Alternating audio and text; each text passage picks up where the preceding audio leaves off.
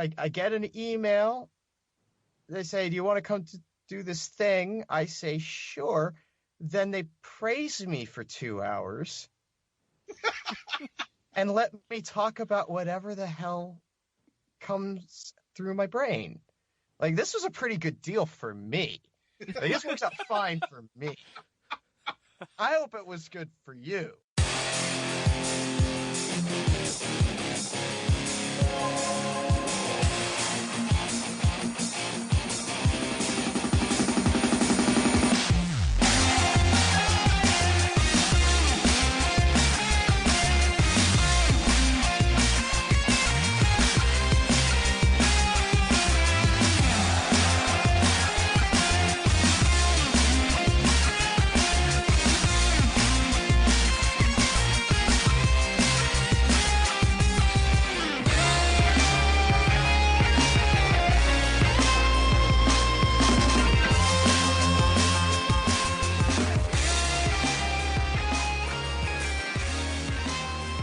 Welcome back, everybody, to another episode of World 1-1. I am your host, Larry the Nordic Beast. With me, as always, is Eddie the Nestle Wonderball Chocolate Magic Head. And joining us as well this week is Conrad Zimmerman. Yay! Oh, let's not get too excited.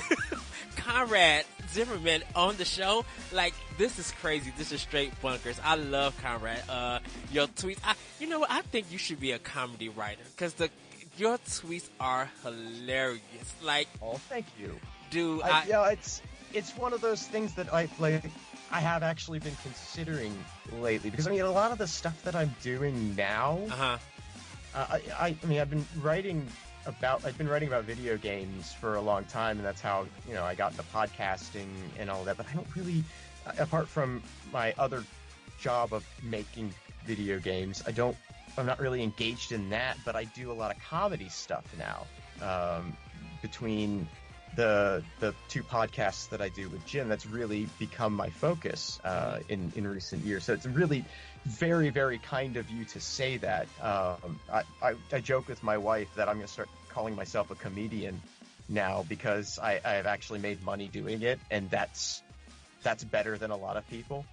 That is true. So I could start saying that, I guess. I'm not going to. If you ever write a book, I want to be the first one to buy it. Yeah, because in fact, you actually got an audio book out. I didn't even know that. Oh yeah, I did. I recorded an audio book of The Call of the Wild because, I secretly always wanted to be a radio DJ when I was a kid. Back when I thought radio DJs got to pick the music. Wow. And people was overrated. Yeah, it's not. It would not. When I found out that they didn't have that kind of control over the culture, I was like, screw that. If it's all programmed, who cares? But yeah, I have a face and a voice for radio. I've been told, so I decided I was going to just read books, and this was something back when I thought I was going to have kids that I would do. Right? Like, wow. It was a great grand plan of mine that I was going to record myself reading all of these books to pipe into speakers in the crib while the child slept. And this would serve two purposes for me. One, obviously I get to sort of implant all sorts of ideas into this child's mind at a very formative times, things relating to, they can have The Art of War and The Prince and have all of that, sort of firm psychological grounding on which to produce a real manipulative son of a bitch down the road.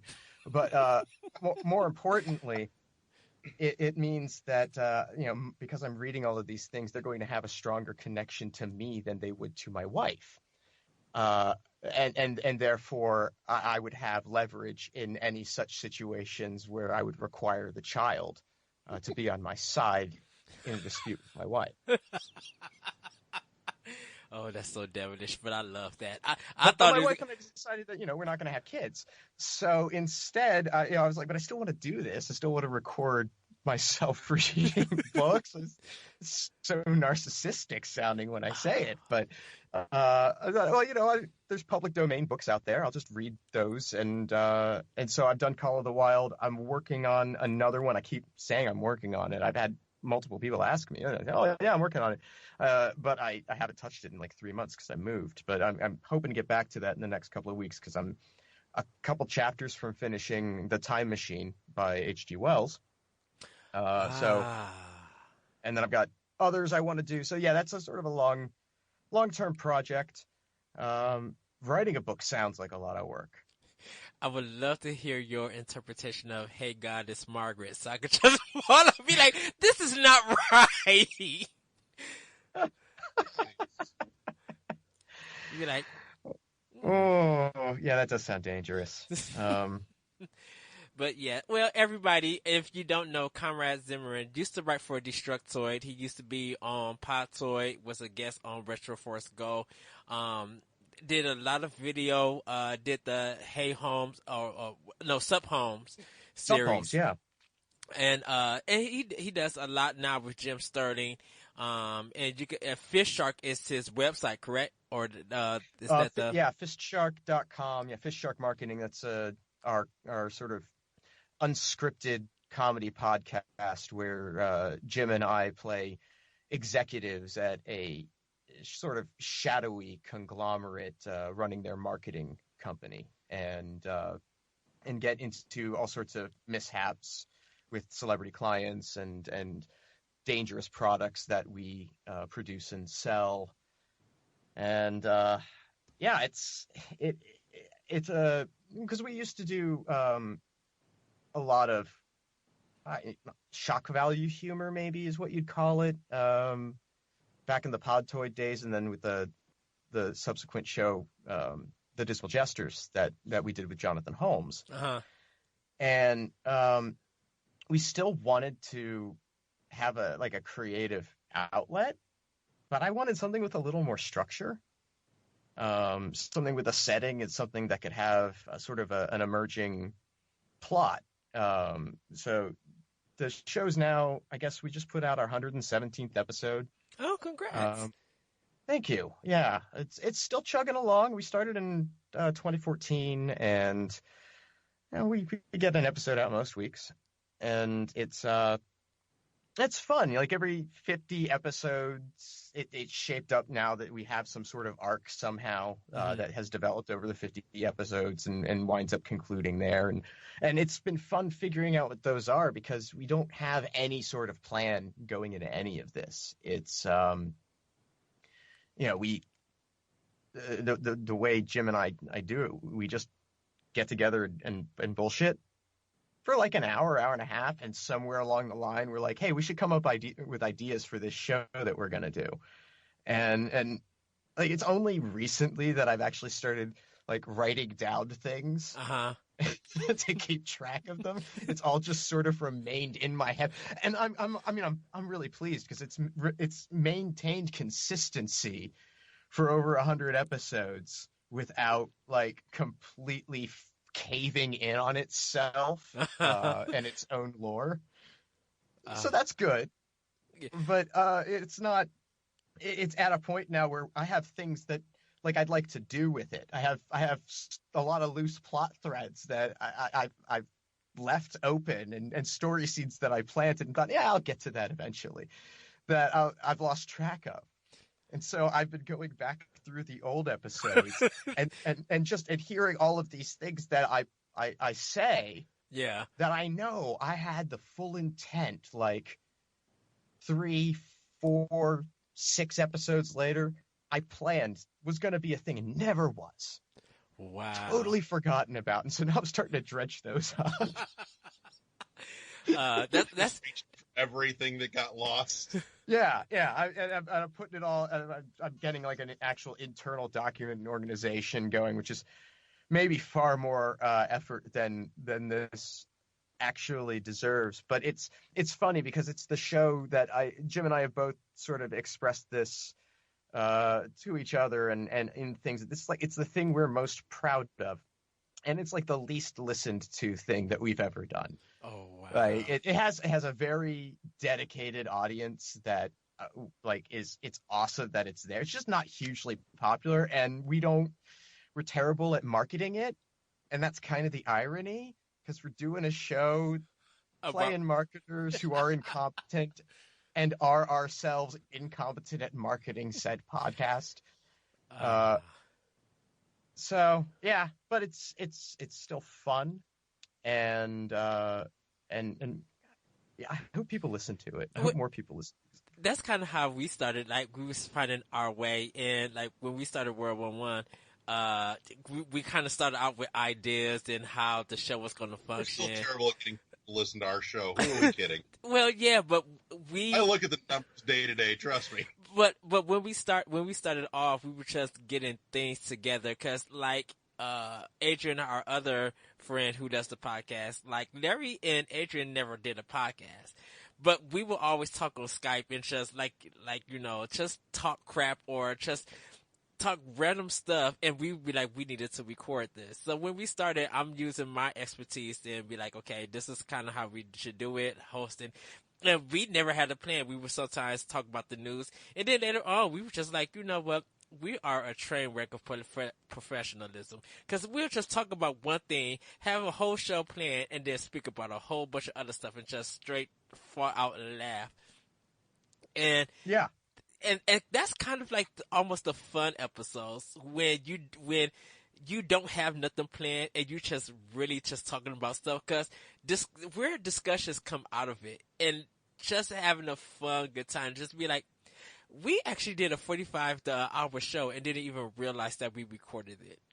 That we planned it out. Yeah, I personally need like some kind of something to cling to, something to come back to, some form in it, because this is a genetic thing. I'm convinced because I was just talking to my mother today for Mother's Day because we're recording this on Mother's Day, and I called my mother because I'm a good boy. Oh. And she was saying to me that she talked to her sister on the phone for 5 hours the other day. Whoa. 5 hours. How do you do that? Like my mom and I can go for 2, and we talk once a week on average, 2 good hours, and I don't even know what the hell. Like we talk about TV shows we're watching and the stuff we're doing, whatever idiotic crap's going on in politics, and oh goodness. Some silly thing that my father did because he was lucid for like 30 seconds and just. But and somehow 2 hours passes. 5? Oh, you was talking. I was like, how did you? She's like, oh, I don't know. I cooked dinner. She cooked dinner. Just kept talking. Neither of us were really aware of it, and so like I know that it's possible for me to just sort of meander on and on and on and digress and branch off and just sort of chat nonstop, but then. Sometimes I feel like if I'm doing it for a show, I really should be more focused than that, shouldn't I? I don't know. We never are. Well, good for you. Because that was the thing. We sometimes are, but it's a rare occasion. Yes. Like, because when we would do Podtoid, I would just be lost. Dismal Gestures, I was along for the freaking ride, and that was okay. Like I could do that, but there wasn't a whole lot of expectation placed upon me either, right? I didn't have to remain focused because it was meant to go off the rails. No, but you served almost a dedicated purpose in Podtoid. You were the person that took Sterling's insanity and then subverted it into something just intentionally sinister. It went from batshit insane to sinister with about 3 sentences out of your mouth. That is a gift. I have a talent for being able to find the best and the worst in a situation. And presented with the opportunity, because I don't know if it's just like the Boy Scouts drilled that into me. And I know it seems weird, but no, it's like that be prepared thing. Yeah. But it's also a bit of a defense mechanism, too, in a lot of ways. That's interesting. It's as bad as this is. Oh my God, it could be so much worse, right? Let's explore that. Oh, wow. Like, it could be really bad, guys. It could be really bad. This, what we got going on right here? Oh, that's fine. We're all. Nobody's in outrageous pain yet. Could be. Let's explore that.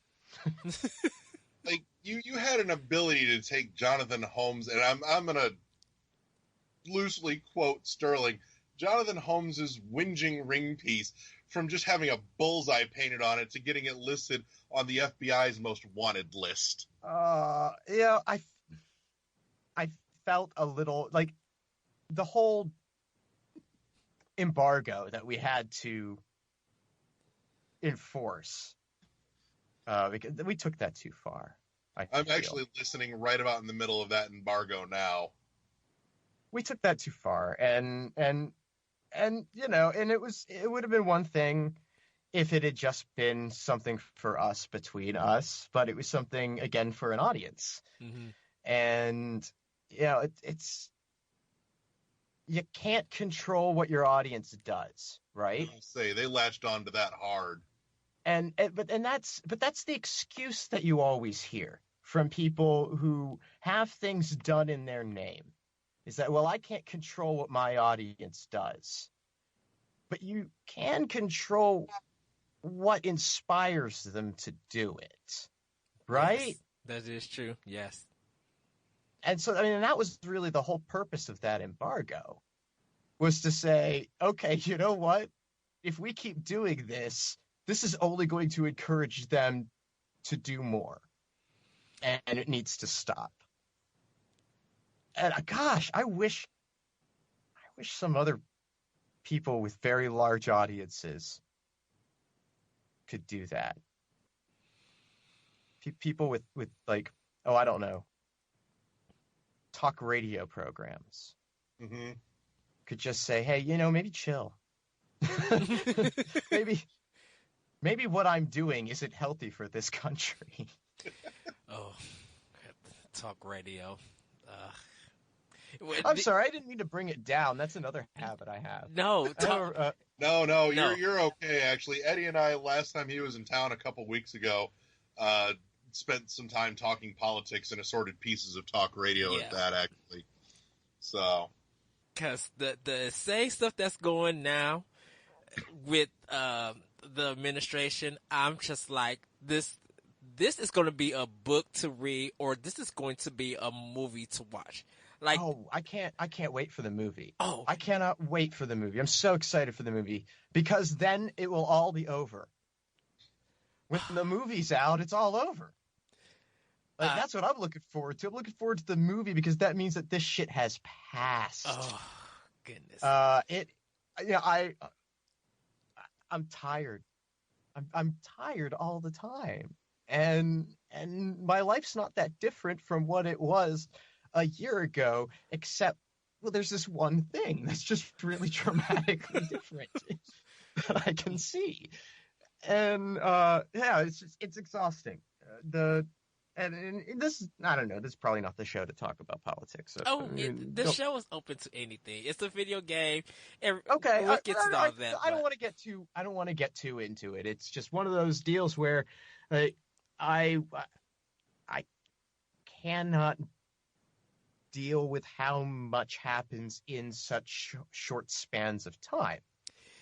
And it has this like lengthening effect on time. I really feel like 2018 should be going on already, with everything that's happened in just the last 4.5 months.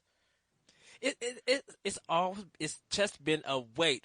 What just happened? Wait, what did he say? Wait, what are they showing? It's just been that for the past few months. Right? And I'm just and it should be great for the video game industry. It pretty much is, because we have, like, for the last 4 months, we have had great games come out across all platforms, even PC. Yeah, it's been a really, really solid few months, and thank God, something else to do. Other things to distract us. I don't know, maybe that's maybe that's part of the problem. Maybe we've had too many things to distract us. I don't know. Well, it's I need self-care though, and damn it, that's how I achieve it. So well, it feels like politics now feels like a scripted comedy that should have a laugh track to it. And video games, it's just like the savior or our rescue, and that's literally how it feels. Some stuff that's going on in politics, I just can't watch. You know what? Let me put on Bayonetta 2 because I feel like being up some demons because I'm kind of upset watching this. Like, it's been kind of that kind of feel. You talk about, I mean, like comedy writing. Comedy writers could not script this. Yes. Like it's so beyond them. Now, here you have Donald Trump firing James Comey on a Tuesday. Like, what the hell are you thinking? Firing him on a Tuesday? That's a Friday deal if I've ever heard one. But fine, you fire him on a Tuesday, and then a Wednesday, you sit down with Henry Kissinger, of all fucking people. And then you follow it up with 2 Russian officials. And then get mad because they posted up photos of you speaking to him. Duh, you had the Russian media come in and take pictures with that meeting. What you expect them to do? Well, I mean, someone was going to post photos of the meeting. That was you only supply them with one source of them. You wouldn't let U.S. press into the room. And for what reason? Like, there's no reason that I can think of other than he didn't want embarrassing questions in that room said in English, where microphones could hear them and they could be broadcast via radio and television waves. But then you'll throw all of that on Twitter. That, but I've learned I generally keep my mouth out of politics in any kind of large forum unless I am like face to face with an individual and can talk to somebody. I don't think Twitter means shit politically, honestly. I really don't. I know. But it's just so weird. It's a place for us to go and be. I mean, I'm as guilty of it as anybody. It's not like I'm saying, oh, don't do this. But it is a place for us to all vent our righteous indignation at whatever's happening, and is there, to serve as a soothing balm for our rage, so that we can all commiserate together in our agony. But it's not doing anything. It's not. I mean, it's informative. I get lots of information from it, and that helps to inform discussions that I'll have with other people. But it's not a myth that bubbles exist, and that like I look at my timeline and it's all the same shit. It's all the same shit I agree with for the most part. There's a few people in there that I disagree with, either by philosophy or by methods. Usually, if I don't agree with their methods, I at least agree with their philosophy. Mm-hmm. And if I don't agree with their philosophy, I at least like their methods somewhat. There's something about it, but usually you got to have one of those. And that's, on the one hand, it's not exposing me to alternative points of view as effectively as maybe it could be. On the other hand, my experience with the points of view which differ from my own on that platform do not reflect the sort of people I want to engage with or have any expectation of having an impact on. So what's the point? Well, I read your Twitter for the comedy because the comedy is so spot on. Like, I would literally be like, yeah. It's there for jokes. It's there for jokes. It's there for good times. You and your wife. I was just like, I know she got to be throwing some shade. Because it was something that you posted recently about her, and it was just like, oh, she got to be upset about this. I clear those with her. I do make sure, I make sure she's okay with any of the things that I would put on there before I post them, because I tease her pretty mercilessly, and she deserves every bit of it, but she's also unbelievably patient and nice, um, and and sometimes she has a habit of like walking into expressions that she doesn't realize that the things that she's saying, it's phrasing, it's the phrasing joke, and I get a lot of play out of that, and then I like it when she makes me look stupid more than anything. Oh wow. She doesn't happen often enough. Not to brag, but I am the one who's right most of the time. Oh wow. But it is funny. I just have to give it that just to say that because like I said earlier, your comedy is so spot on. I think you are like probably one of the most funniest people on Twitter that That's I like really, to read. Yeah, I really really brave of you to say. I don't think it's true. well But, because it's because I think reading your Twitter and just reading the jokes that you put out there, it just kind of like brightens up my day. Like reading other people's Twitter, like it's gonna be funny, but your tweets are just like funny and it kind of brightens my day. And I look forward to you saying something. Just be like, I want to see what he reacts. I want to see what he's gonna say because whatever he does, it's going to be hilarious. well, I'm glad that that makes me happy because I am legitimately trying to be funny, and uh, and trying to make observations at the same time. And I hate that expression, observational humor, because then I think of Jerry Seinfeld.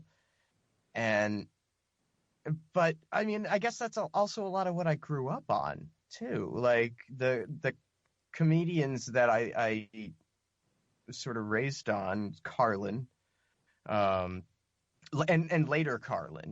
This wasn't hippy dippy weatherman and some of his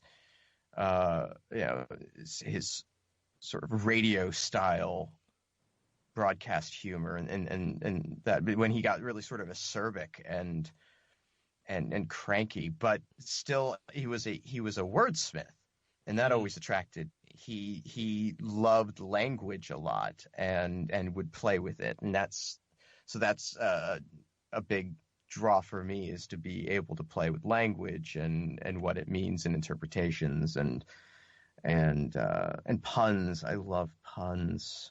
Oh God, they're you know who has a much funnier Twitter feed than I do. If you like puns. Oh, I do. And I realize it's not they're not for everybody, but if you like puns, boy, you should be following Holly Green at Winners Use Drugs.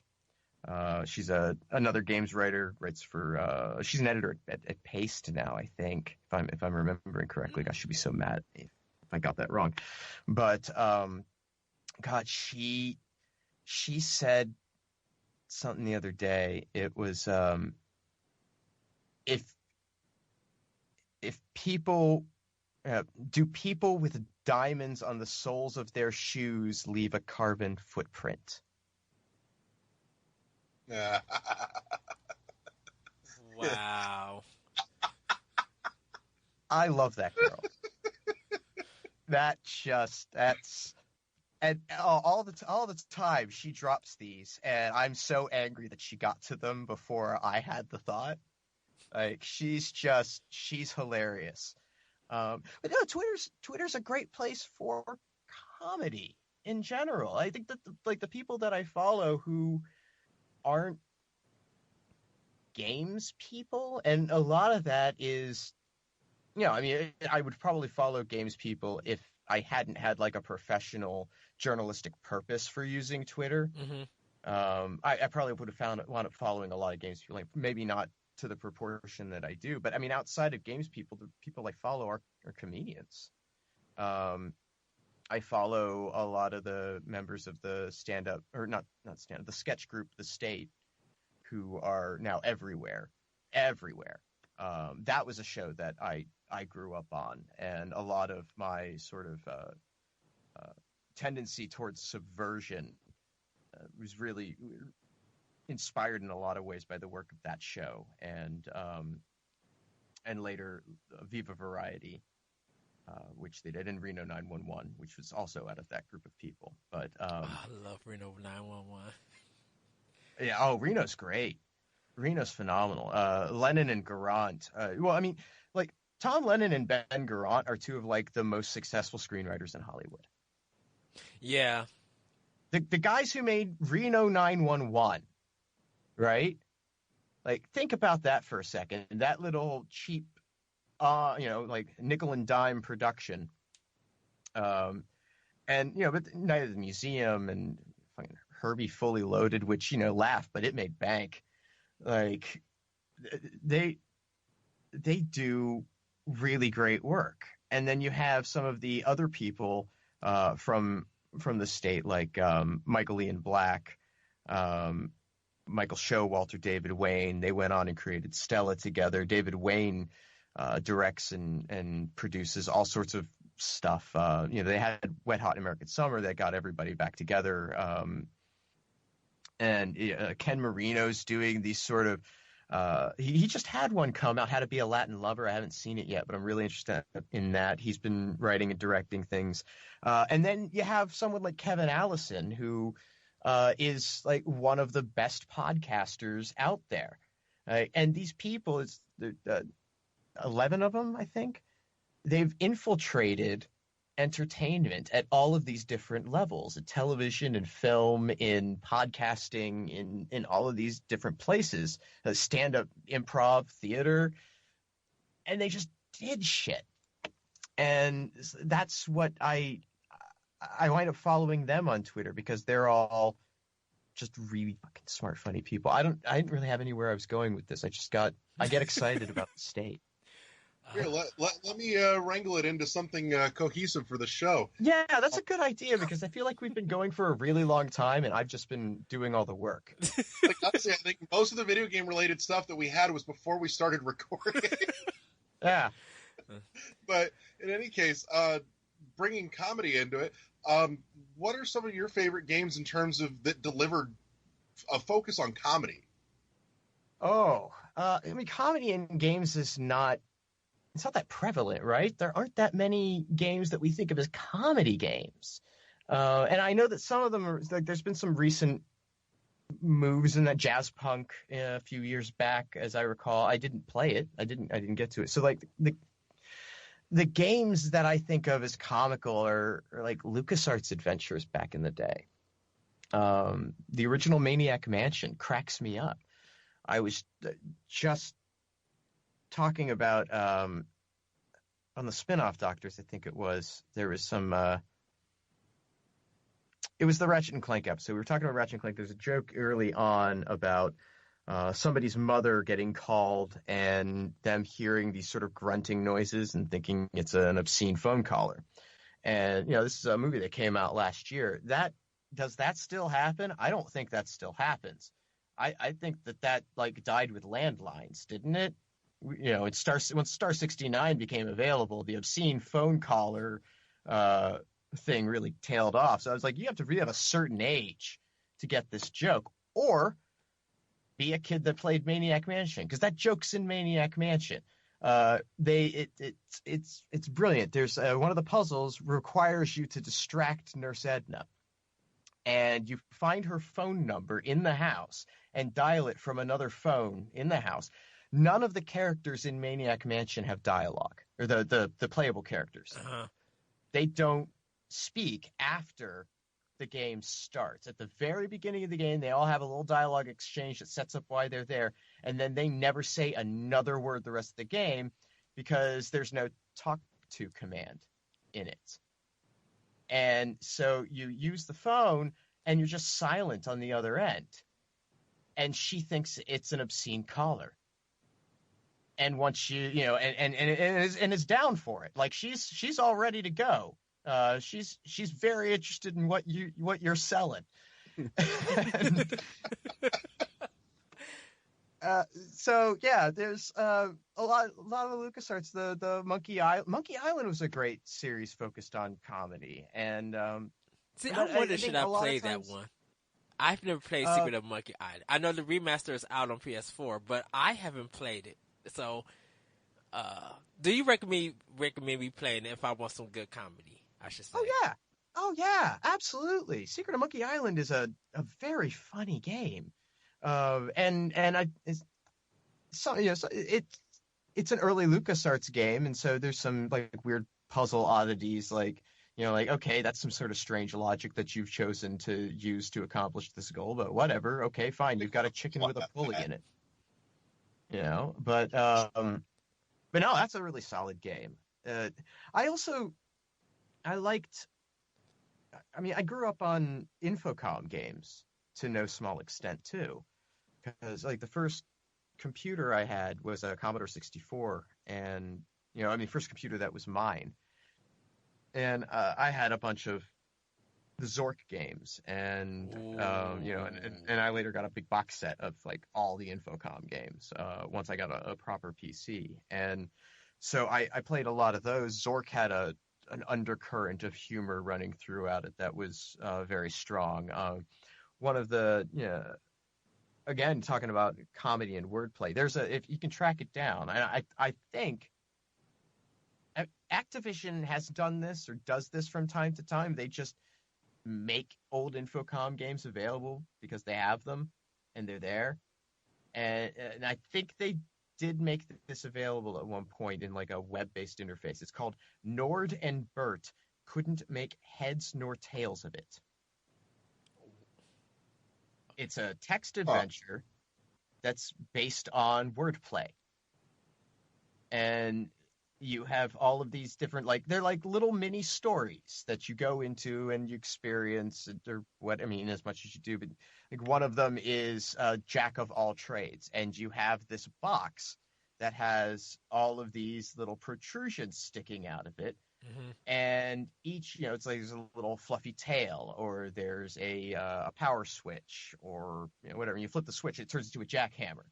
And you turn the crank, and it turns into a jack in the box. And so you have to figure out all of the different jacks to solve the assorted puzzles in the game. The problem is one of them, the little fluffy tail, and it's why it's so firm in my memory, is if you pull that, it turns into a jackrabbit and it runs away. You have to start all over. Oh wow! I know. For me, games like Phoenix Wright, Bowser Inside Story, like Fire Emblem Awakening. It's one character who she's very like brave and very bold, and there was one part where she told one of the characters that she'll put her foot through him if he keeps like keep on hitting on her, and it's literally funny.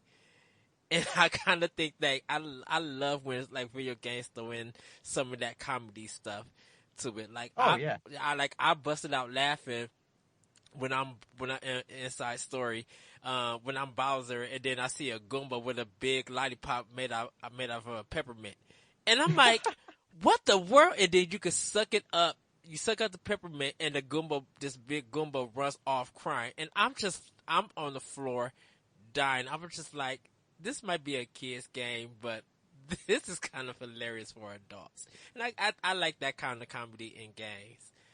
Yeah. Yeah, no, that's fun. Well, and I don't know why Portal. I mean, there's a great example of modern comedy writing in games. Yeah. We actually had a companion cube wedding cake. Oh, that's fun. Yes. That's fun. Yeah. I'll have to have my wife send you pictures so you can see it. Yeah, you should do that. That'd be great. No, that's sharp, and it really came out of nowhere. And that's the other thing about, I think, comedy games that is challenging for people, is that you kind of have to be surprised to some extent by comedy, right? Uh-huh. And that doesn't necessarily always lend itself well to like replayability, and I think we sort of encourage replayability in our games now. There's more of an emphasis on that, because people need to get the impression that they're getting a lot of value, or they need to be huge in scope. And comedy doesn't necessarily work on a long timeline, unless that's the joke. Like, if your joke is that you are posting a podcast that consists of 3 mimes having a conversation about the crisis in Syria. That's a 30-minute joke. You have to commit to the full 30 minutes. You can't cop out, right? You can't just do, haha, I did it for 2 minutes and that's fine. No, you need a full 30 minutes of silence to justify the existence of that joke. You got to push that level of awkward to its very extreme. Right, yeah. And that, I mean, that is sort of like the anti-humor movement in comedy, the Tim and Eric kind of shift in the landscape that's happened, which I'm not that into personally. I'm the same boat. I can't stand Tim and Eric. Like, I like awkward humor, but that pushes to the point of this is now just dumb. Well, it's like, yeah, it tries. It feels like it's trying really hard, and I think that a lot of the joy that comes out of awkward humor, at least for me, is when it feels natural, when this character is just this way. And they don't think anything of it, or it's a part of the fabric of who they are. And so needlessly dragging out, staring at the camera, fourth wall breaking, hey, this is the joke, guys. I don't know, it doesn't to each their own. I know, and it's not to say that I don't like things Tim and Eric have done either. I thought Tom Goes to the Mayor was brilliant. Like, brilliant. I get what Bob Odenkirk sees in those guys.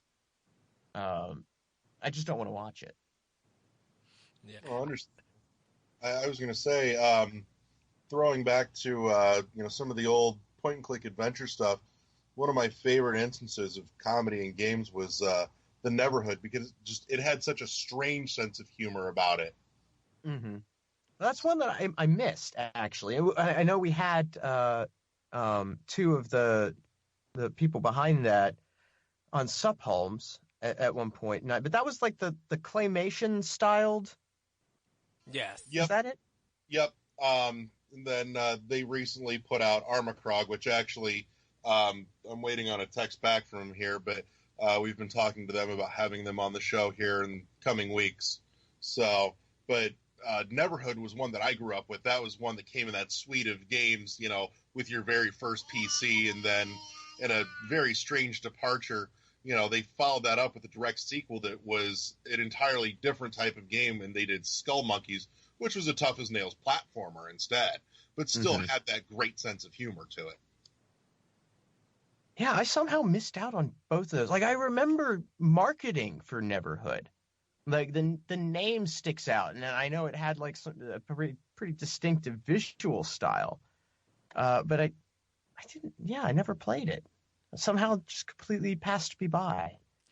Lots of things passed me by now. Like it's one that's worth revisiting. Yeah. All right. I'll give it a look. I can do that. Game Informer did an 8-player Smash, and the commentary from there was very comedic. Do you think? Well, not Game Informer. Do you think when people do commentary over video games, do you think when it's funny, it's just like, okay, they got a good thing going on. Can they keep this going on? Well, I mean, I don't even know how to answer that. Like, so first of all, it's, and this is just like a personal thing. I don't watch a lot of Let's Play. Mm-hmm. I don't. I do like watching, because like you talk about commentating. I like watching competitive video games and hearing commentary over that, and that's mostly because, one, I kind of like seeing how that has evolved, the act of commentating over video games as sport. I think it's really interesting, and it's been fascinating to watch develop as a thing that you have. I mean, you have to be good at it. It is a skill to be able to commentate over a fighting game or any competitive game for that matter, your league or whatever. And I like it, and for games like League, because I don't play League of Legends or really MOBAs in general, and so I don't necessarily know all the ins and outs of strategy. That game is simple enough that you can look at the mini map and get a general idea of who's winning, but to understand what's happening and the close-up combat, I need someone to explain that shit to me. And so I'm into that. But in terms of people talking over gameplay footage, just, that could be a podcast, and that's fine. Nothing wrong with that. But I would wind up minimizing the window and just listening to them talk if they were engaging people that I was interested in hearing talk. I don't have a tendency to, like, the MST3K riffing on things, and maybe I'm just old, but, like, talking over movies pisses me off. Like, drives me crazy. My wife can't help herself, and that's fine. It's like I understand it. She gets excited about whatever's happening on the screen, and I deal with it. But on the whole, like, I never saw the appeal. And, like, I do get it. Like, they're funny people. Like, I just watched the MST3K revival with my wife, and I enjoyed it. But I would not. I don't opt to. The thing that I'm watching should be entertaining enough on its own without your help. And if it's not, then why am I watching it? I guess is where I sort of come from that perspective. And I'd rather play the video games myself than watch someone else play them.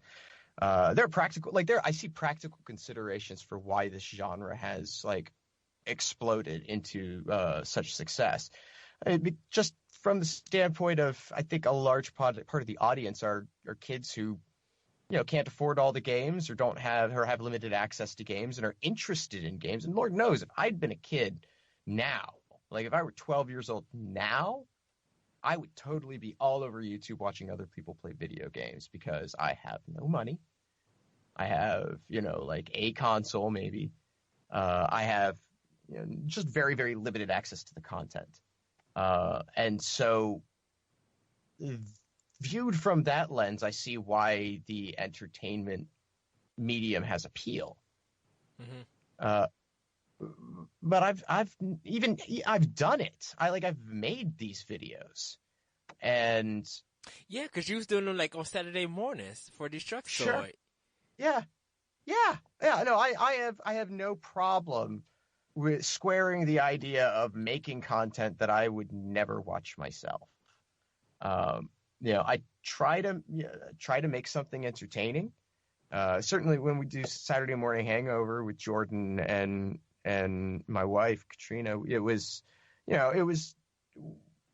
always about trying to bring something to whatever the content was, and there was a format, and we had a plan, but I would never have watched it. I like to think we were likable people, and that I would have liked to have watched all three of us do something else, right?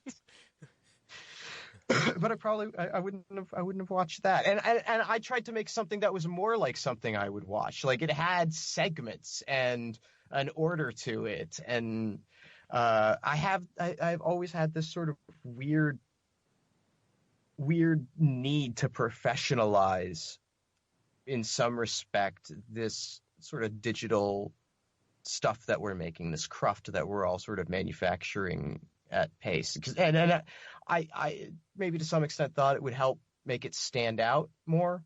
Uh-huh. I did a podcast way back in like 2009, I want to say, called Bit Transmission, and it was deliberately designed to be produced with segments and casual conversations, but on deeper topics, and it was I built it to sound like an NPR show, and the best compliment I ever got about that was that it sounded like an NPR show about video games. So I achieved my goal, right? And I thought podcasts should all sound like NPR productions. And then NPR had successful podcasts. And now all the podcasts start to sound like NPR productions. And that's great. Like, I'm so glad it's gotten there.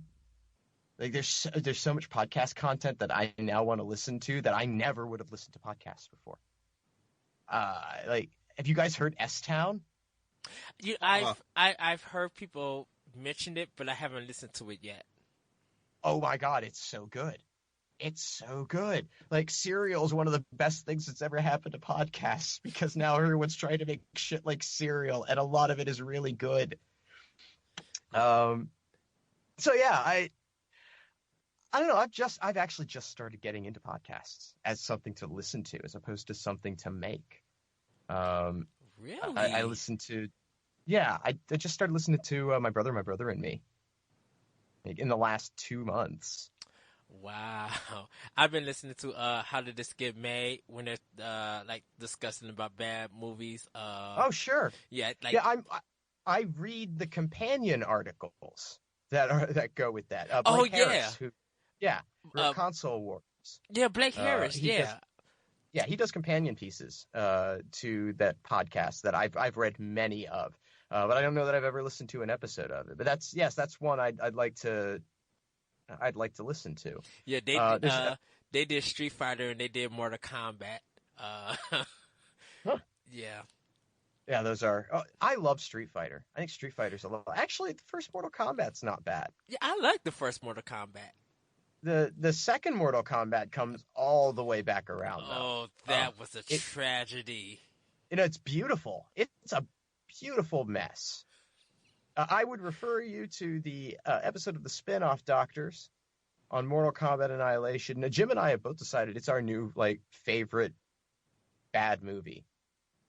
In terms of being the bad movie that we think everyone has to watch, because it is just, it's astounding. It's just a beautiful mess. I really love that. Oh wow! I'm gonna say one of my wife's favorite things is to go back and rewatch some of the old video game movies with the old Podtoid commentaries, to which one of those was actually my fault, and I'm the one who was responsible for breaking that for quite a while, because I'm the one that pushed the Double Dragon one. Oh, yeah. Really my fault. We did it. Well, Jim and I did that for Spin-Off Doctors not that long ago, too. And, that's a movie that has a lot of great ideas. And, like, the practical, the emphasis on practical effects and the sort of war-torn city and the cars. That was a movie with someone who had a vision of a movie, but not Double Dragon, really. like the execution wasn't just there. Oh no, it's trash. But there was love in it as well.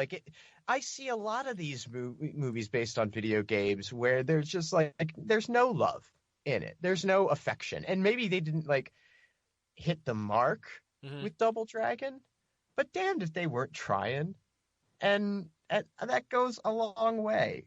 We have a thing we call the Kingsley effect, because Ben Kingsley will do any fucking movie for a paycheck. Yes, but he delivers no effort whatsoever. None. He's just like, I'm Ben Kingsley, thank you for my check. And by contrast, you have Billy Zane, who is magnetic in everything he does. You cannot, and then you have Blood Rain, and they're both in it. I haven't seen Blood Rain. Oh God.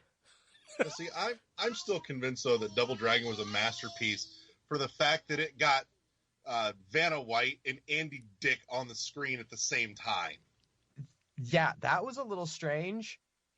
I'm still tripping about the station wagon. I'm like, wait, what? Yep. Yeah. No, that movie is really amazing. I mean, the gang in their overalls and come on, yeah. That was bizarre. 90s. Oh, it's a wonderful film. I of the many bad video game movies, I don't know. The House of the Dead one is just pure garbage. That one, I was just like, wait, this editing is all crap, kind of crazy. And then he introduced like clips from the video game, and they were like from different parts of House of the Dead games. I'm like, wait, you just showed one, now two is on, but you're not back. That was just literally insane. Cameo appearance by Biff Naked. Oh wow, yes. Oh goodness. Yep. No, yeah, I'm going to watch the sequel this week. They did a sequel. When did they do a sequel? I don't know. A couple years later, Boll didn't direct this one. I think he produced. Okay, Uwe Boll. The Name of the King I seen. I don't know how I survived that one. That one was fun actually, because like you look at the cast that he got for it, and it's just kind of crazy. But it's like Uwe Boll is such a,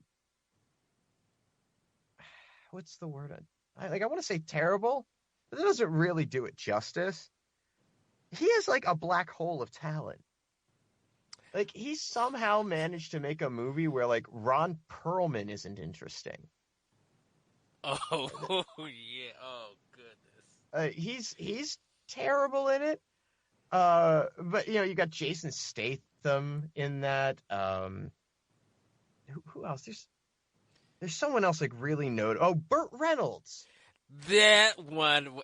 How did this get made? They did that episode, too, and it was just like, Burt Reynolds was in it. Like, I forgot majority of that movie because it was so far-fetched and it was just so insane. I'm like, oh my goodness. And Matthew Lillard's in it. And being Matthew Lillard. Yes. Like 90s flippant Matthew Lillard, but, in a medieval setting, so... The Wizard gets to be bratty. The Wizard is still my favorite. I love that movie to the end of time. I don't care what anyone says. I love The Wizard. I saw it in theaters when it came out, and Nintendo was life at that time, and yeah, I think it's impossible not for people of a certain age or era to not have some sort of fond association, and even knowing that it's a 90-minute commercial and not a particularly good one. Like, it is. No. Well, no. As a kid, I like when I went to go see it, I definitely went to go see the video games, like Double Dragon and Ninja Turtles, and like I want to see all of this. Like, I wasn't thinking of it like when I say not a good commercial, I mean not particularly entertaining. Yes, as effective as a commercial, certainly, because we all sat for 75 minutes of the 90-minute feature to see 2.5 minutes of Super Mario Brothers 3. So it worked. But the movie's not good. Video Armageddon is good. Like, and really it's I think the feeling that Video Armageddon as an idea makes us have. That scene is really good. The whole Fred Savage and his little brother hitchhiking across the United States while being chased by two inept private detectives and an equally inept older brother and father are just...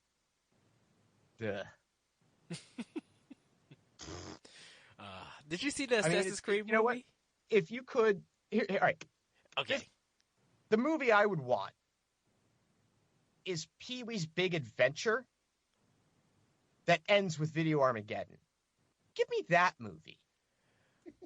Oh, Pee-wee's Big Adventure, fucking great, and they both can have. You can have the dinosaur, thing. Yes. In both.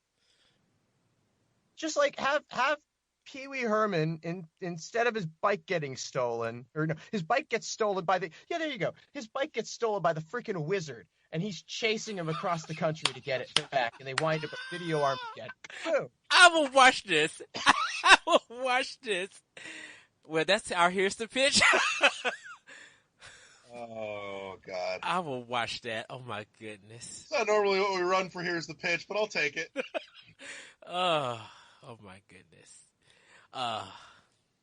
So, just to kind of shift a little bit here, we've all talked about it on this show, but as someone who's spent many years, covering it professionally in the industry, what are you anticipating or expecting to come out of E3, at least from the big three this year? I think there's going to be some video game announcements. They're going to announce some video games. Breaking news, industry-shattering predictions. No, this is okay, so Microsoft's going to have the Scorpio there. And what? Knack 2? Yeah. You know what? I think Microsoft... Your take on this, because I don't think Scorpio is nearly as big of a thing as... or it's going to be nearly as big of a thing as they want it to be. But that's my look on it. I'm curious to see what you think. Yeah... I don't know. I don't have I think a large part of it is that people have to be able to see perceived value in the new hardware. Mm-hmm. And I don't have a 4K TV. So I don't know what Scorpio is going to do for me, right? It's the same with the PS4 Pro. And I don't know that it's necessary. I don't see a whole lot of reason for me to cough up and buy one. I haven't bought an Xbox One yet, so if I'm gonna buy a new console, maybe I will just buy the Scorpio because that's the new Xbox console. But it's weird to me that to some extent that we're doing this sort of stopgap, incremental upgrade thing, and consoles have been working towards resembling PCs more and more over time, and so the ability of a PC to make sort of iterative jumps within one device just by changing out some hardware makes them more flexible for upgrading, and this is the equivalent of getting a little upgrade to your existing hardware, but you're buying a whole other console for it, so it doesn't really work in the same way. Yeah. And okay, backwards compatibility on everything, which is fine. But almost nobody uses that. I don't know if you know that. Hardly anybody uses backwards compatibility. I do when I can. Do you? Actually, yeah. Do you really? I actually do. Do you? Mm-hmm. Not gonna lie, at least the two of us do on a fairly frequent basis. I think it is a feature that is it's used by single-digit percentages of users, and so that's not a huge draw from the sense of I'll sell my old console and still play. But because the distance between them is so short, I guess that's not a thing. I don't know what to think about it. Well, I don't know what their goals are, even if it's just to have shorter console life cycles. Well, is that it? I know with the backwards with the BC, it's for me, I invest a lot in past games.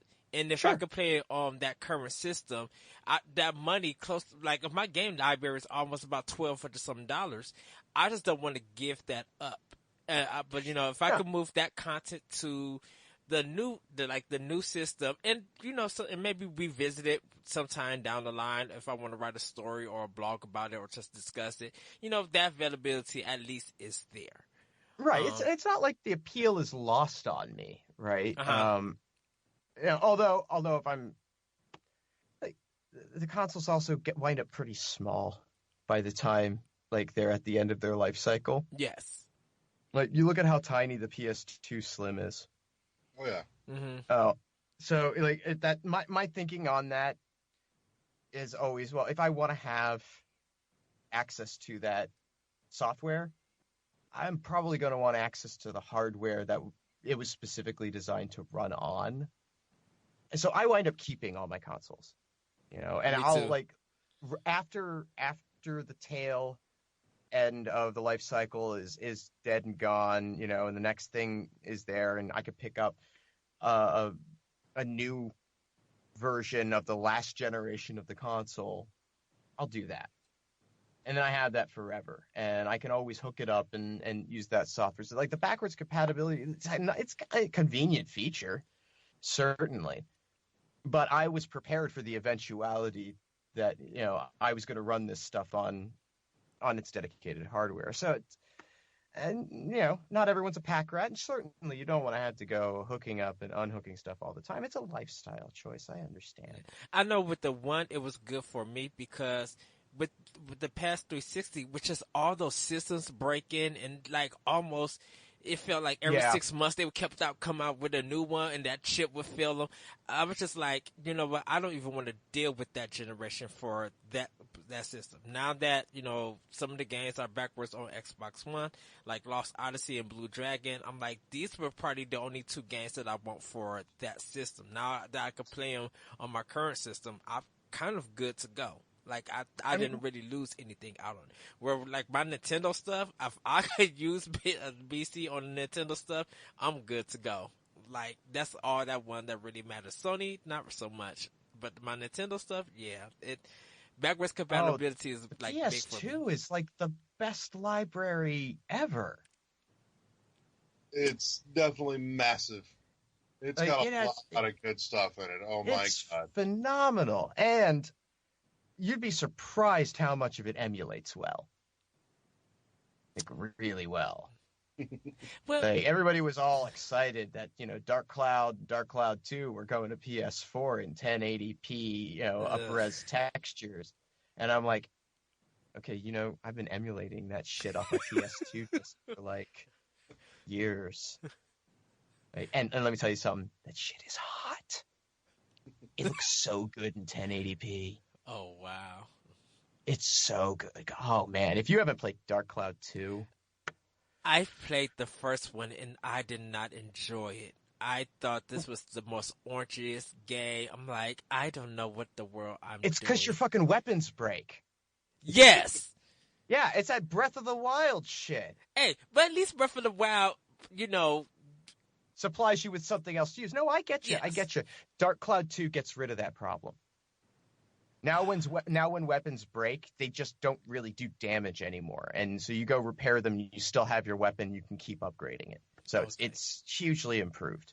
It's got, a Pokemon Snap, photography invention minigame aspect, and you want to time taking a photograph of every boss when they're making a specific pose so that you can unlock new equipment. It's so good. And then there's a golf game you could play on every stage of the procedurally generated dungeons.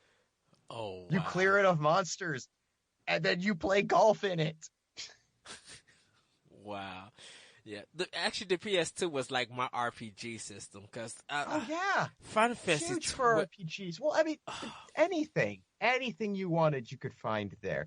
2D platformers. There's a surprising number of really good 2D platformers in the PS2. Yes. It operated in this interesting balance where games were just starting to really look good, but people were still interested in stuff that wasn't dependent on fully rendered 3D characters and, big ass AAA animations. And, can you imagine people getting pissed off about facial animations on shit in the PS2 era? Yeah. Never would have happened. Never would have happened. No, they would have just been happy if the mouth movements synced up with the voice. Right. We were, damn it. We marched 6 feet of snow to that game store, uphill both ways, came home, and it was like watching a Godzilla movie, and we liked it. Actually made Eddie play one of those a couple weeks ago, too. So yes. It was at least solid. The writing behind it was solid. The gameplay behind it was solid. It was just one of those, like we were talking about earlier, one of those AA, that in between from Crave, And the production value on the visual just didn't quite line up with everything else that was there to go with it. Future tactics. Yeah. Well, okay, so, but so we were talking about E3. Yes. Right. Yeah. Okay. So yeah, we're gonna Microsoft with a bunch of Scorpio stuff, and there will be some games there. And I kind of hope they keep the Scorpio name. I really enjoy the Scorpio. I kind of like that name for it. Yeah, I don't know what else. I don't care what they call it. It's gonna be dumb, whatever they call it. It's gonna be a dumb name. It's gonna be a dumb name that we all make fun of because that's what we do now. I'm thinking right now, I'm calling it, they throw back to one of their other major fuck-ups, and it comes out and it's the Xbox Milo. Oh. You know, I'm going to be looking at Twitter all day long if they say Xbox Milo. I'm going to be reading everybody who is watching E3. I'm going to be watching everybody's tweets so I can just be like, No, Milo's dead, gone, and I'm that's fine. Connect was such a fucking disappointment. It was. Oh, it was sad. Because I have no confidence in VR. Zero confidence in VR as a sustainable platform for video games. I think it has lots of other applications. There's going to be all sorts of cool stuff done with it. But for home consumer video games, I just don't see it. But I do believe that the future is in AR. I really, not HoloLens. We ain't there yet. Mm-hmm. But that's going to be where we start to see that kind of technology really take off. Because I mean, you already see it with Pokemon Snap or Pokemon Go. Yeah. Yeah, Go. Well, whatever whatever it is, the Pokemon game on the phone that I haven't played because I have common sense. and I know my limits, and I know what happened when I installed fucking Fallout Shelter and lost time. You ever done that? You just lost time, and then you tell your wife, "No, I got abducted by aliens," but you were really like playing Fallout Shelter for like 4 days. Wow. It's yeah. So but yeah, and it's going to happen through the phones. It's going to be just like Pokemon Go. That's how AR is going to get introduced, and then it's eventually going to move to a headpiece that's not as obstructive as VR is. It's inherently separating. The technology is by design isolating. Is it going to be Google Glasses? Yeah, well, Google Glass freaks people out, but we're all going to get used to it. We're all going to get over the fact that we're all on camera all the fucking time. Like, we are. All the time. Well, part of me hopes for that somewhere, because I would hope at some point that if everyone just realizes you are perpetually on camera, that people would act not nearly as fucking stupid as they do in public. Well, let's not get hasty. I know it's lofty goals. I recognize this, but yeah, no, it's and fair, without that expectation, without that though, we wouldn't have YouTube be as successful as it was. We wouldn't have World Star. Yeah. It's so that, but the paranoia and the fear, like there was the pushback to Google Glass. It was really twofold. One, it was way too fucking expensive. Yes. Like, yeah. And that's to be expected. Like, I wasn't interested in Google Glass version 1. I'm interested in Google Glass version 10. I want them to refine that so cheap that they're giving them away in China. That's when I'm on board. Like, when the technology is ubiquitous, that's when I'm going to be. Yeah, I'm going to have that thing. But the two stumbling blocks that they're going to have to that is A, bringing the price down, and B, making sure everyone's kind of down with the fact that everybody's filming everyone all the time. And I used to have an illusion of privacy, and now I just kind of don't give a shit. Mm-hmm. And I think part of that is like I have an open windows philosophy. I keep my windows open. And I walk around my house naked. And if you don't like that, why the fuck are you looking in my windows? Thank you. Why are you looking in my windows? Mind your own goddamn business. Did you point your camera at my direction and catch my dong? Well, great. Now you've ruined your footage because my dong's in it. Mm-hmm. But I understand at the same time that just because I have no expectation of privacy and I have no fears about everything I do being monitored, that not everyone feels the same way. And some people are actually doing like significant, important stuff that they need to keep from prying eyes for whatever reason. Mm-hmm. And so that resistance is going to be ongoing.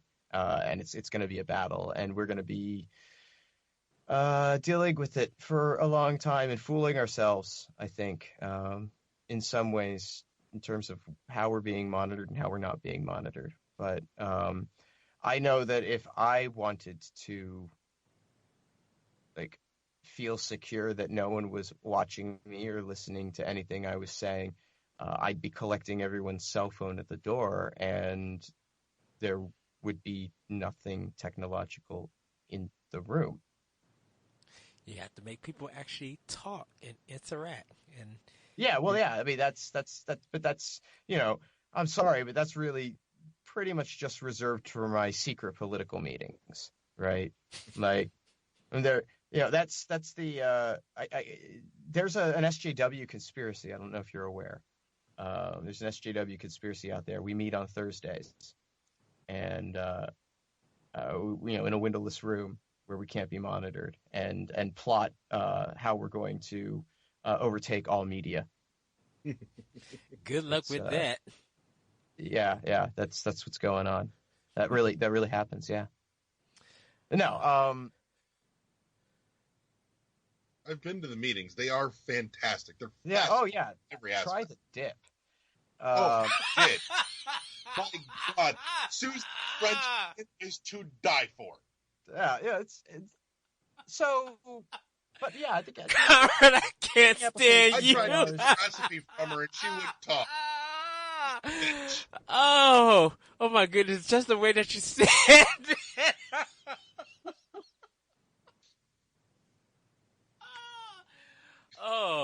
My goodness! So Nintendo's going to have games at E3, and all the first party stuff is going to be stuff that everybody's like, "Oh my God, that's so brilliant!" Except they're going to have one game in that Nintendo Direct that nobody knew about, and it's for a beloved franchise that they haven't focused on in a long time. Geist? And it's going to be not anything anyone wanted. Universes 2? Like that's my prediction for Nintendo. Like, you know, similar to how they did like a Metroid Prime Hunters that nobody fucking wanted. They wanted a Metroid game. They didn't want that Metroid game. So I was okay with Hunters. I had issue with Federation Force. Oh, Federation. Okay, whatever. They're all the same to me. They're not 2D Metroids. So, do you think with everything roiling around that we get that Metroid announcement this year at the show? I don't know. I don't think Nintendo cares about Metroid, if I'm being totally honest. It feels like it anymore. It's a second tier series for them, and what was the Wii one that everybody got upset about? Other M. With the cutscenes. Yeah, Other M, which I still haven't played. I have a copy of it. Haven't. I enjoy Other M. I think at the time, you know, some of the people who were disappointed. Yeah, there were some story problems, but I'm just like, look. I would rather have Team Ninja. I would have Team Ninja, you know, work on a game like Metroid and have like fixed camera angles and some good action, then play Ninja Gaiden 2 where you could barely see anything. Like Tecmo was bad at cameras in their games. And it kind of seemed like with Other M, that was all fixed. Like they learned to how actually to work a camera in an action style game. Yeah. Yeah, I'm interested to play it, but I think that after that didn't do as well as they would have liked, I really think that was a nail in the coffin on Metroid. Then they do Federation, and nobody was really interested, and that doesn't, I think, reinforce for them a lot of trust and expectation in the IP. So I think everybody wants it to be like Super Metroid, and I'm just like, you guys got to move past that. I think I don't disagree that it would be nice for people to move past that, I guess. But that's what I'm actually interested in. I mean, if I'm going to play a Metroid game, that's what I'm looking for in it. And if they don't want to make that, that's fine. Like, I'm not upset. Make whatever you want. Because the Lord knows there's no shortage of games out there for me to go and buy that are going to appeal to my interests. So that's okay. Yeah. But like I didn't enjoy Prime, really. It was okay. I respected that they could convey the things that made Metroid in a first-person shooter game. I thought it was really interesting. Its lore delivery through scanning, and there were good ideas in that game. It is not anything against the game other than it's not the sort of game I want to play. And it's your itch, right? Yeah, it's I'm really not into first person perspective games. I have a problem with my disconnect from the screen. I have issues with the reuse of textures and environments because I can't keep track of where I am. And a lot of my, ability to sort of geolocate is based on experience and repetition, going through an area multiple times, and I get lost. So like I get really mad at games that have shitty maps. Borderlands and Borderlands 2. I hate they maps in that game. But at least they have topography in their maps, don't they, to some extent? In a or is way, that the problem with them? The problem with it is like they'll show a pinpoint on a map. You go there, but when you get to that part, they don't show you how to get into actually where that thing is at. So you could be searching around, and because sometimes of the textures being so like meshed together, you didn't even know that's like an interest there. And you just be like, where in the world is this thing at? So you could spend literally 10 to 15 minutes searching that whole area trying to find that thing, because the map is such flat. When you get to the actual area, you got to search it, you got to look for it. And sometimes it's not even there. Right. So I had the issue with the map in BioShock. Because there was a game that was set up like Metroid Prime, but the map for it just completely disconnected from it for me. Like the map in Prime worked so well because they gave you, a nice 3D rendered map that you could kind of understand how everything laid out together, see how it pieced together. And BioShock just took everything 3D and flattened it. You know what had a great map that was completely fucking useless? Metal Gear Solid 2. Yeah. Great map. Great map. Like full 3D rendering of the big shell, and you could zoom around and you could like pinpoint you didn't need it. It had no function. There was no purpose. You didn't need a map. Just kills me. No, so yeah, I don't do a lot of first person shooter games. If I play them, they need to be really linear. Like, they need to sort of, like, handhold me. It's like, okay, now go here. Okay, now go here. I'm the guy that everyone bitches about. Like, I'm the casual who really cannot be bothered to get to I also don't use keyboard and mouse. I play almost all my shooters on PC. Yeah, but I use a controller. You and me in the same boat. I can't deal with mouse and keyboard. It's not for me. I can't play PC at all. I mean, there's some games that I have. Surprisingly, I beat Grand Theft Auto 3 on PC. I don't know how, but I can't. I'm such a console person. I used to be able to do keyboard and mouse back in the late 90s when I was playing a lot of Quake 2. And controller binding sucked. But now everybody's figured out how to use controllers, and they're pretty good.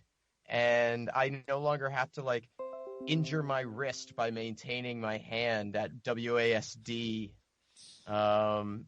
which I can't do for more than, like, 10, 15 minutes. Yeah. It starts to ache. And I don't know if that's, like, something I should go see a doctor about. But I can't do it. I need a controller, unless the game just provides me no alternative. And then, damn, that game had better be good. That game had better be good, like Factorio good. It's got to be real good if I'm going to use a keyboard and mouse. Does it need to be lengthy and good, or just good? No, just good.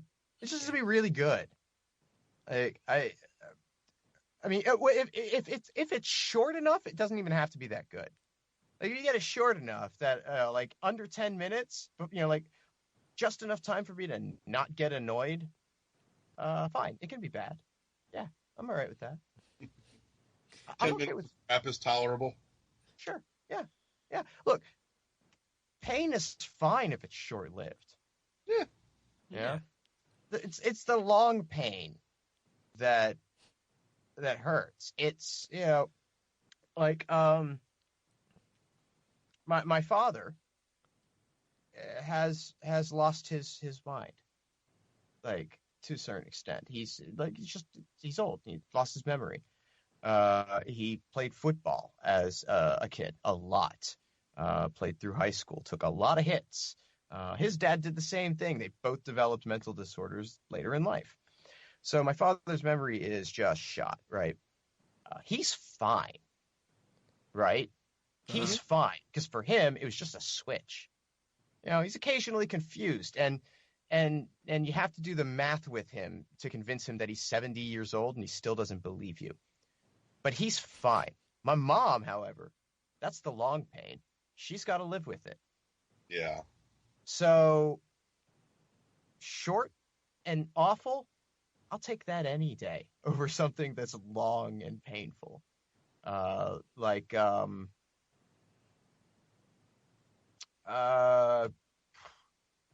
any fantasy RPG. Yeah. Like Final Fantasy 7? No, you see, 7, I have a softness in my heart for. And I've played through it multiple times. I could probably today start that game and play through it. But by and large, actually, yeah. I mean, if a game requires me to play 10 hours to see a conclusion, that's about my upward limit. Okay. Now, that doesn't mean I won't play games for hundreds of hours.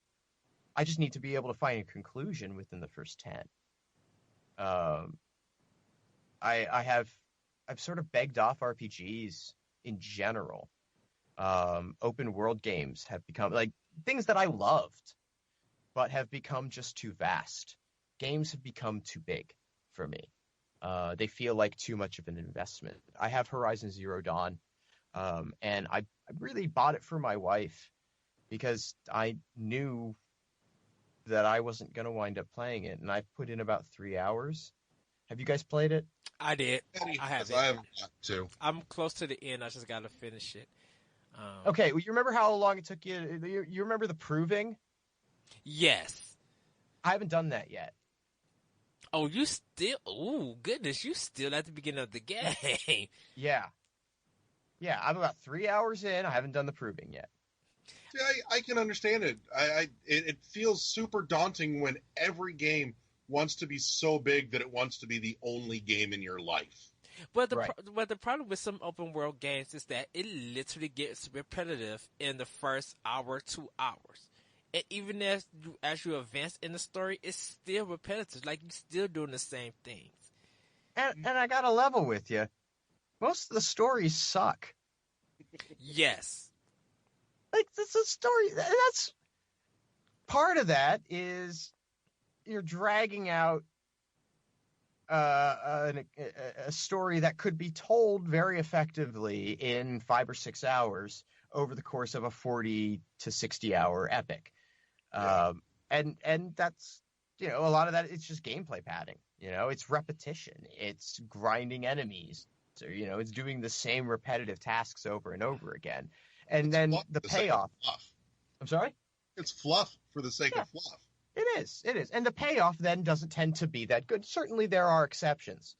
The Persona games are, as I have been told, very, very good. But I played Persona 4 for 20 hours, and God, I'll be damned if I have any idea what was going on in it, because it just dragged out over a period, and you can't set it down.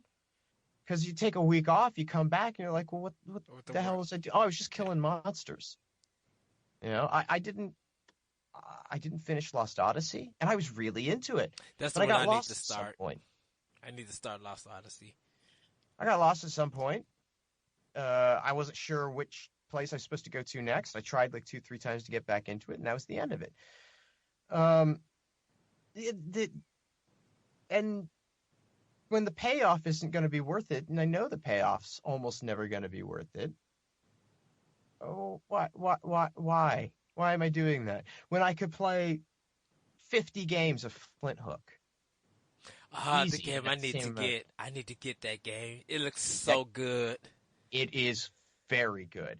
I just reviewed it for thejimquisition.com, a fine website with many fine reviews. And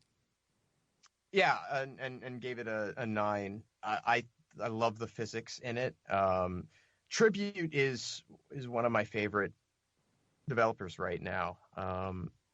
They just had Curses and Chaos on PlayStation Plus, and I was so happy because I hadn't gotten around to getting that, so got that now. And Mercenary Kings is great. Wizorb is really good. And I'm pleased to see that they are sort of not toning down their difficulty, but their difficulty is becoming a little more well-balanced. Flint Hook is great difficulty balance.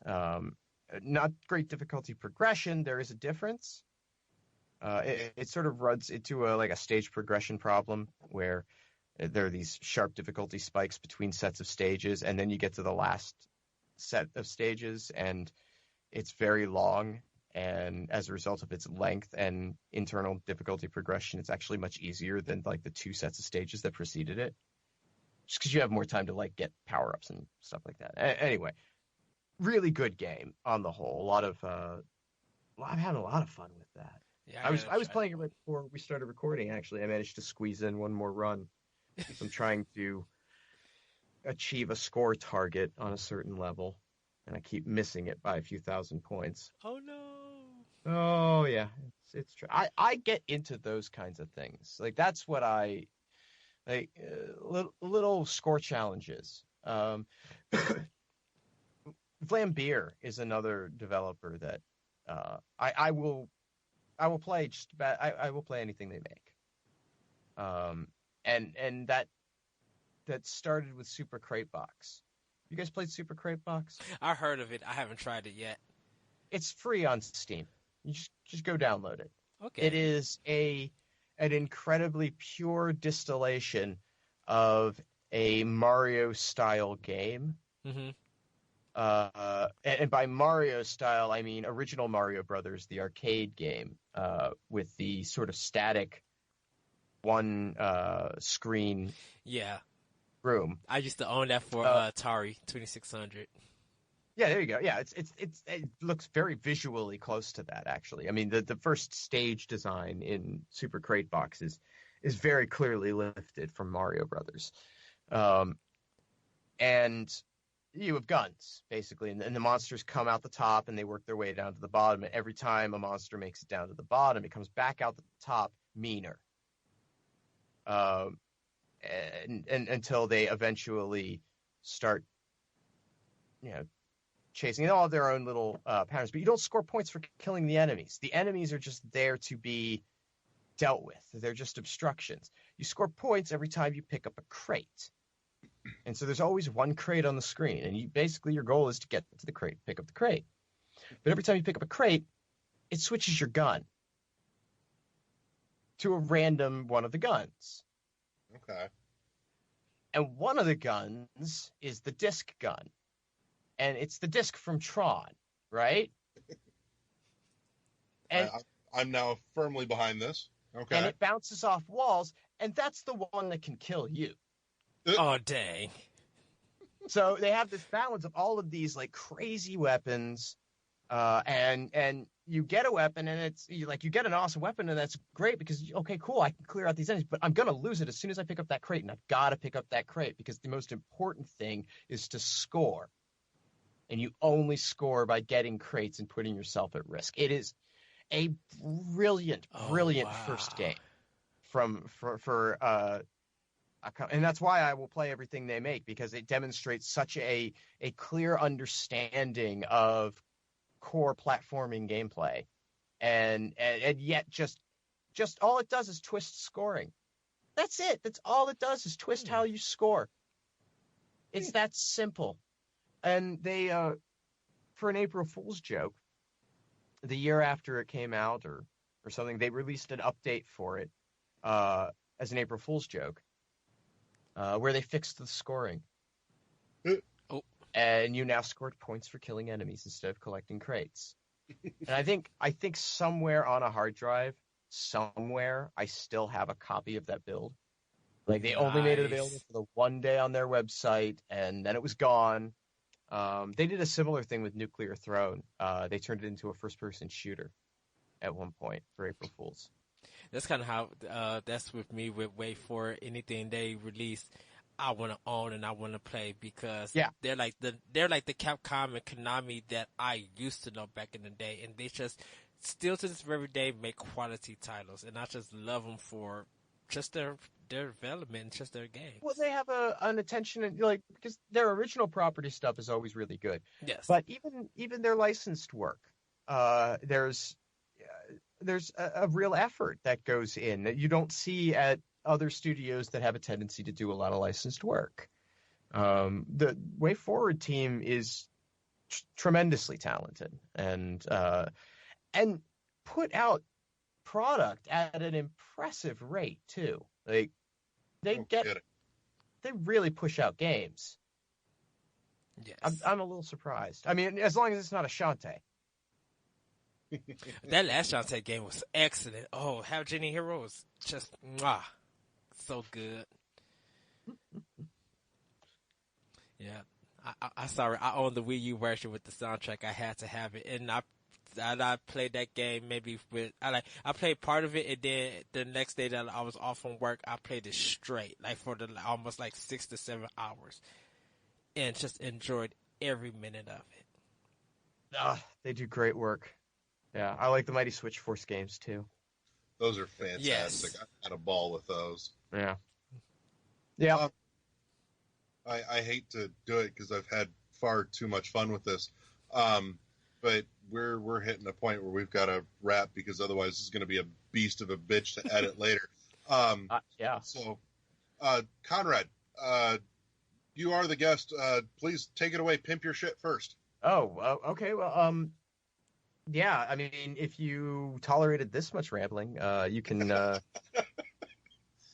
you can find some more rambling on my Twitter feed. That's at Conrad Zimmerman, and you can find my audiobooks at conradzimmerman.com, and go. But if you do one thing, if you do one thing, just one thing, just one. Go to fistshark.com. FIST, like the thing that you can make with your hand.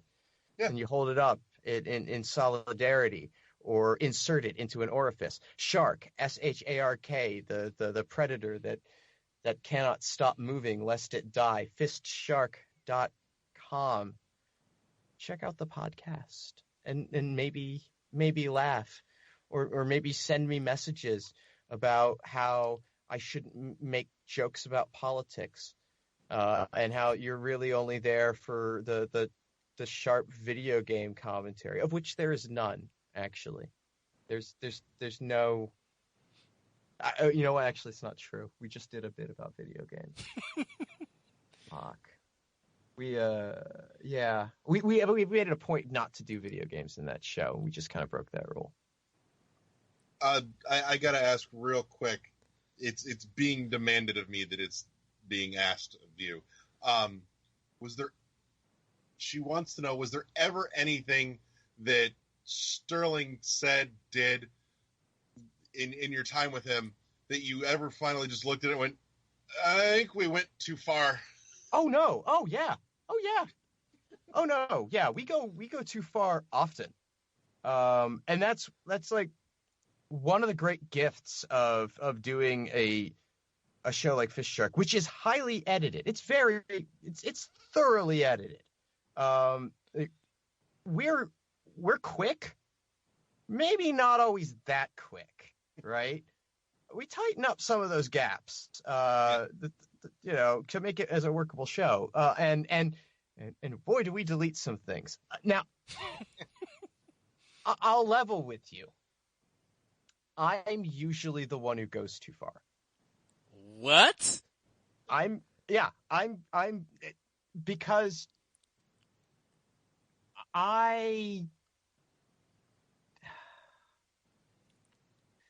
I could see it, actually. I can go into a dark place, and I'm perfectly okay going there and then afterwards saying, was that okay? Like, did I won't stop myself from saying it for the sake of making the joke. Mm-hmm. But I will stop myself from letting anyone else hear it after it's. So yeah, it's actually more often me. I will say something to where we're both like, oh, that might offend more people than it makes laugh. Maybe we shouldn't say that. But it's usually not me that tells Jim he's going too far. It's Jim who tells Jim he's going too far. It just happened. We did a Fish Shark recording this morning, and he was running along with a joke, and he came to a determination shortly after he said this joke that it could be interpreted by certain people to suggest that we were implying a certain event, which we did not want to imply. Or he felt we didn't need to imply that. I probably would have let it, he doesn't get the emails. I don't know why he like. Oh wow! I don't get the emails either. That's the best part. Like, say another question. You just told me he doesn't get the emails, which explains why I've never heard anything back from him. Yeah, I get the emails. I've tried to reach out to him, actually. Oh well, yeah. I mean, in terms of like, I don't know how he deals with his inbox. That's got to be a world all into itself. The thing I don't miss about like writing about video games all the time is having like an unread email list that's 5 digits. Oh God! Like, and that happens easily. It's not hard. So I don't. Yeah, we would all wind up filtering just to high heaven, and it's so easy for things to get missed or overlooked in the flood. So yeah, I wouldn't presume to guess why he didn't see. But I mean, I send him emails and don't get responses all the time. That's just the way it is. We all find our methods of getting through to Jim, one way or another. Yeah, no, after he made a joke, and and we went with it for like 2, 3, 4 minutes, and these are like 12-minute bits that we do. So I mean, it was a good stretch of time that we were allowing this thing to sort of sit there and fester.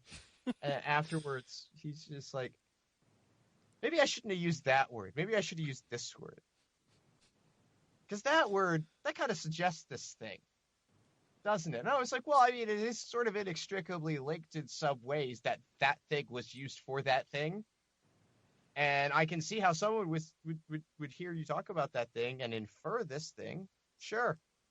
But you know, I mean, so, and so then I had to have him say the word liquid like 7, 8 times, various intonations, so that our poor editor can fix where he said the other word. Wow. I don't envy him. I don't miss. Like the first 50 episodes of Fish Shark were edited by someone wonderful that we were so lucky to have, Nick Malone, great guy. And after 50 episodes, he was like, I can't do this anymore. I got a real job. You know, like, well, he had time when he came to do it. He was a stay-at-home dad. He was doing a little bit of freelance work here and there, but it wasn't a big deal. And he's like, yeah, I'd love to edit this show, and that was great. And then he got a job. And he's like, I'm making real money, and this will never make money for me. I'm like, no, it will not, sir. It will never make money. It's going to be a shoestring thing forever. And so we had to say goodbye to him, and then I had to edit the show for 50 episodes. And I never want to do it again. Like I will always pay someone else to edit audio if I can. If I could find some way to pay someone to edit the audio so I don't have to do it. So I don't envy the task you had to have ahead of you, sir, for this mess. It's not terrible, truthfully. I try not to put too much effort into editing it, but just enough so it sounds usually tolerable to listen to for the 4 to 5 people that listen to the show on a week-to-week basis. Well, but they love it, right? The 4 to 5 people love it. I certainly hope so. I mean, it could be a different 5 people every episode. True. This is true. Or it could be it's the same 5 people, but they're all a bunch of masochists, and that's why they keep coming back. Right. Yeah. I don't get a lot of email for Fish Shark, but I do read it all, and we have offended some people, like really seriously offended people, legitimately. And I feel kind of bad about that on some level. Not enough to stop. I don't think I've offended anybody on here enough, at least that I know of, because nobody fucking emails us about it. But so, I mean, if I've offended somebody, they either kept listening and not said anything, or they just tuned out. The thing that I've gotten the most complaint about, out of all of the stuff that we've done over the years, me and Jim and Jonathan, and all the podcasts, all of the just like offensive shit I have said, done, or participated in on some level. We did a bit on Fish Shark called 50 Shades of Christ.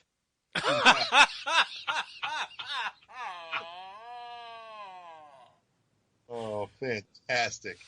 It's in the episode Prepper Camp, if anyone wants to, go get a I've got to find it and listen to it.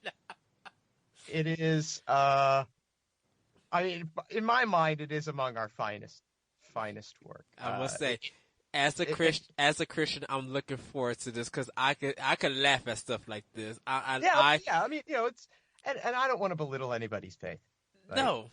Anybody believe whatever you want to believe. As far as I'm concerned, it's all good. I can't wait to hear it because you probably gonna say some stuff that I'm literally gonna agree with, and it's probably be stuff that I've seen in the church that I'm just gonna be like. I mean, the title kind of says it all, right? It's I think in the bit we're trying to sex up the Bible, basically. And I mean, in the crucifixion, man, I mean, painting the crucifixion as a sadomasochistic fantasy, like there's fertile ground there. Oh, yeah? Yeah. Like that can work. Yeah. Yes. So yeah, go check out Fist Chart. I'm done pimping my stuff. You can end your show. Eddie, pimp your shit. Well, you guys can follow me on Twitter at that retro code. You guys can follow World 101 Podcast at World1_1 Podcast. You can hear my show, Optional Opinion, on SoundCloud, iTunes, Google Play, and the Anomalous Radio Network.podbean.com, or any other podcast apps. You can hear my other podcast, Nintendo Power Block, that I do with my friend Corey on NGRradio.com. You can read my blogs on IGN under Anime, ENIME.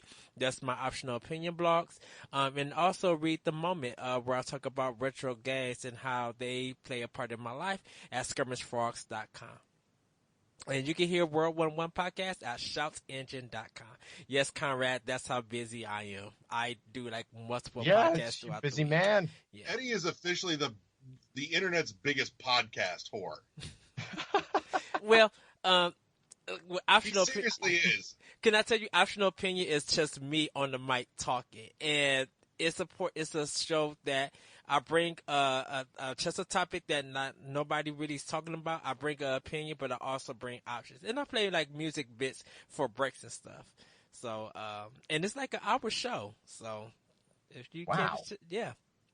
I do have some guests sometimes, but most of the episodes it's just me talking in the mic and giving my opinion about stuff. You go. So that's awesome. I'm gonna check that out. It's like the Rush Limbaugh video game podcast. It's just him on the mic. Yeah, I actually did one where different people called "Can video games help your sex life?" And I normally do like the beauty of video games like every September, where I actually talk positive about video games across the whole medium with different guests, just like what is the beauty of video games that we love, like just squash any negativity, but what's the beauty of them? So, and then I just talk about other weird stuff in video games. No, I think we need more of that, actually. That was something that Jonathan Holmes and I, like after Sup Holmes ended, we were kicking around the idea of like doing a site that was just positive. It was only positive. There was no negative. I think it was Sugar Bears is what he wanted to call it at one time. And it was just positivity surrounding video games all the time. And, you know, that whole, if you don't have anything nice to say, don't say anything. And we just wouldn't cover things we had negative things to say about. It'd be easy. The easiest thing in the world to just stay positive. And then I thought about it, and I was like, holy crap, that's really hard. Yeah, it is. Like, that's really hard to stay positive all the time. I don't think I'm built that way. Like, it seemed so simple, but then you look around, I can complain about fucking anything. And that's my first impulse. Like, immediately I see something. Most gamers' first impulse is to bitch about something. Yeah. This is wrong. I perceive a wrongness here. Yeah. Yeah. We all have forever the sense of entitlement that the industry owes us something. Oh. And then when they do give it to you, folks don't even go out and support it. Yeah. I mean, I don't want to say we're screwed. So, great show, everybody. Indeed. Final pimping, again, find World 1-1 at our home on Shout Engine, of course, on iTunes, Google Play Music, also, you know, part of the DNA Network, and coming soon to the NGR Radio Network. Also find us out on Podchaser, Podknife.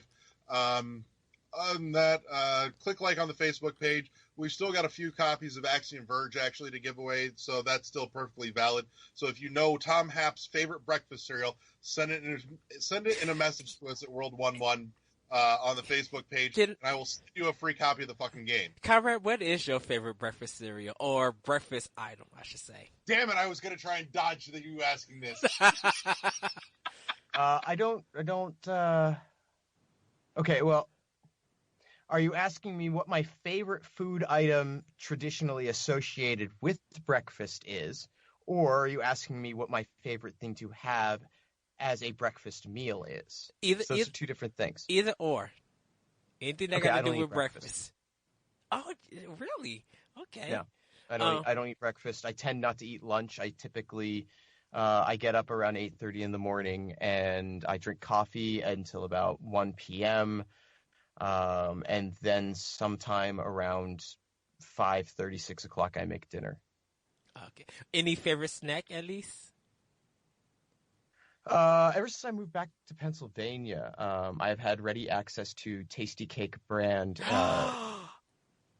iced chocolate cupcakes. Yeah, and that was something that I had around like growing, because I was born in Pennsylvania, and then my family moved to Phoenix in 1990, and you couldn't get Tasty Cakes out there. Oh, and then you could get them. There was started to be one supermarket chain that carried Tasty Cakes in a few locations, and you could get them, but they weren't fresh. Like they weren't fresh in the way that like I buy a Tasty Cake here and it's squishy. It is like, 1 week past the sell by equivalent. And so now I get those. And actually I'm going to visit my father for his birthday next week, and I'm bringing him just boxes of Tasty Cakes. It's like the easiest gift. It's great. He's impossible to shop for, but Tasty Cakes, yeah. So I'm that's I have 2 chocolate cupcakes and a half a pint of milk. Okay. Larry? Right. I think we've covered it. Conrad, I want to thank you for Yay! Oh, thank you guys. Wasting it if it was no good for you. No, I get an email. They say, "Do you want to come to do this thing?" I say, "Sure." Then they praise me for 2 hours and let me talk about whatever the hell comes through my brain. Like, this was a pretty good deal for me. Like, this works out fine for me. I hope it was good for you. We had a great time. And Yes. you're, of course, welcome to drop in anytime you damn well please. Well, thank you. It was fun. All right. Well, everyone, thank you for tuning in. We will see you again next week, actually, just in the works, and we're going to be recording a little bit early this week, but it'll still go up on Monday next week. We'll be joined by Peter Schneider if everything goes exactly correct.